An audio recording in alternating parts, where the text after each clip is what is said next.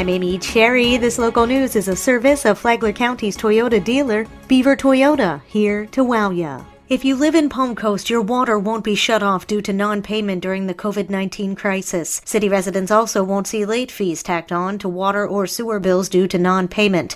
The efforts aim to ease the strain on customers while schools are out and small businesses are being forced to close their doors. Mayor Melissa Holland says the move ensures all residents have access to clean and safe water for hand washing, the best thing you can do to protect yourself from the respiratory virus. If you face financial hardship and can't pay your water or sewer bill, you're asked to call customer service at 986-2360. While the city of Palm Coast has closed its parks and recreation facilities and canceled all city-run activities through the end of April, that doesn't mean the parks are off limits. John Arking explains. On Monday, Palm Coast officials said that in accordance with federal guidelines and trying to halt the spread of the COVID-19 virus, all city-run activities at city facilities were canceled through April 30th. However, Mayor Melissa Holland says they're not prohibiting people from getting out with their kids and enjoying nature. Everyone is able to go use a park or trail with their child or family, but what they can't do, again, is we made it very clear that cannot be large group activities. And we have to take this very seriously. We have to heed the warnings. We can't be part of the problem. We have to be part of helping us get through this. Among the facilities that will be closed are the Palm Coast Community Center, Palm Coast Tennis Center, Palm Harbor Golf Club, and Palm Coast Aquatic Center. The City of Palm Coast will evaluate scheduled events extending beyond April at a later time as they continue to monitor recommendations. From the WNZF Newsroom, I'm John Arkin.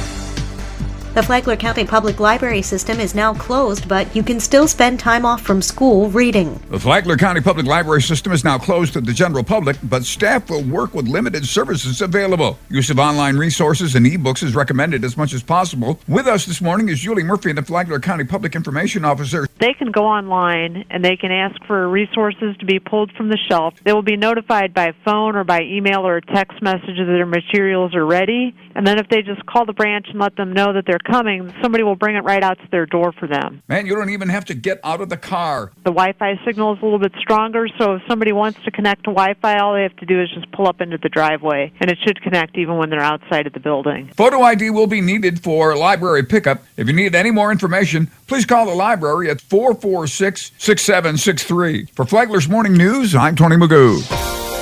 Can we expect to see the coronavirus as a regular thing? Dr. Timothy Hendricks, Advent Hospital's Chief Medical Officer, says yes. Even though this may be what we're dealing with for the next couple of months, we want to get that vaccine developed. We want to get those treatments developed because it's not going away. Hendricks said that COVID-19 has a curve, just like the flu, and in fact, that's what doctors want to see. That's a typical case for any type of outbreak. You'll have a sharp increase, and then there's always a downside to it. There is a downward slope of just like flu season. Most outbreaks will eventually burn themselves out. Dr. Hendricks said that the novel coronavirus could be part of the winter viruses that are managed just like the flu. To listen to more about COVID-19, download the Flagler Radio app and then go to the Free for All Friday podcast.